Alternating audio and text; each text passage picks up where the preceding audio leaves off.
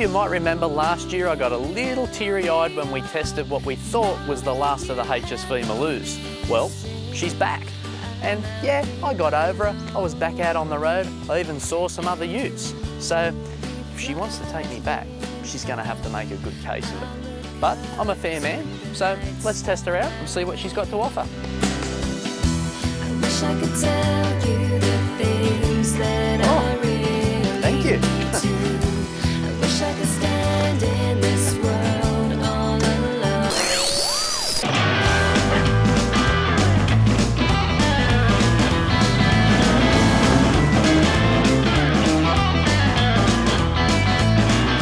There's a whole list of new features in the new E-Series Maloo, along with a few Aussie firsts for a ute as well. That doesn't mean they've forgotten the old favourites.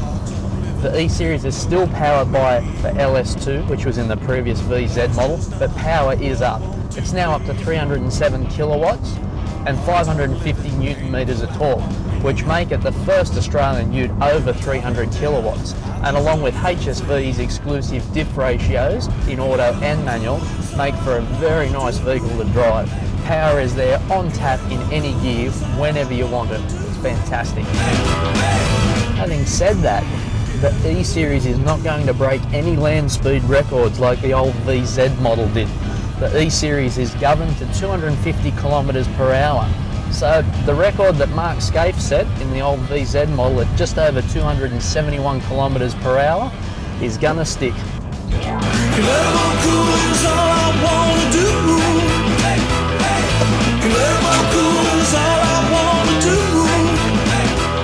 Well, I've got to say the ride and the handling is awesome on this thing. It feels like you're driving a sedan, not actually driving a ute.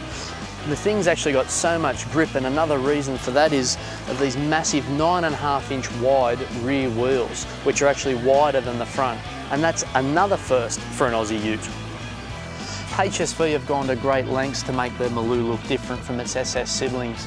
Up the front, it uses the Club Sport front bumper bar, the Club Sport vents in the front guard, there's new side skirts with a vent, there's a new sail plane up here, and a new hard lid with these power bulges that looks very tough.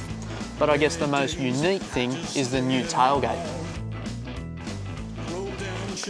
Now, yet another first for an Aussie ute is a remote operated hard lid. Simply press the button on the key, opens the hard lid. Now the tailgate is made from sheet moulded compound, which is basically a combination of plastics. HSV say they use this so they could get all these unique shapes into the tailgate easily, and it's actually 4 kilos lighter. Now, plastic you say? Well, HSV built a special rig to test this tailgate opening and closing over 10,000 times. And the rig broke first, the tailgate survived. So, I think it's only my duty to test it.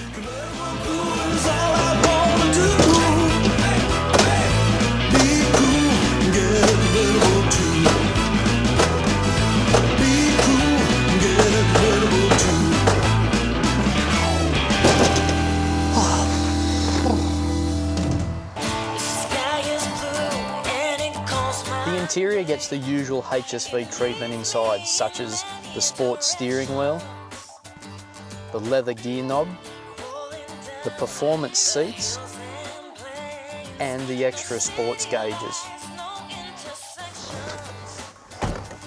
Unfortunately, two things the Maloo doesn't get is side airbags and curtain airbags. They're not available as yet, but it does have stability control as a standard feature, which is fantastic.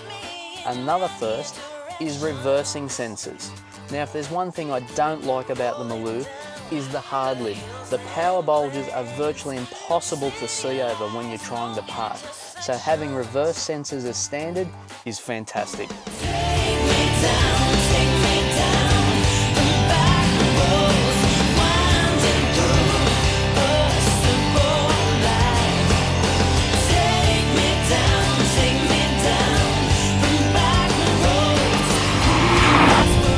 So, what would you expect to pay for the Maloo?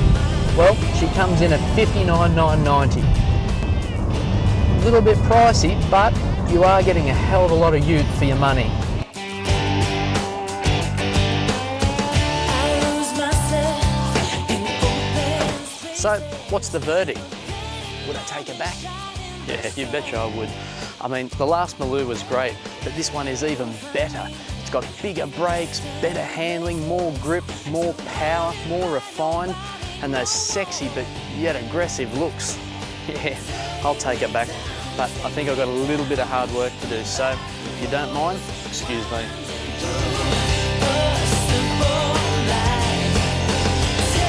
Hey. No, those other utes, they meant nothing to me. You're the only one for me, really. Hey.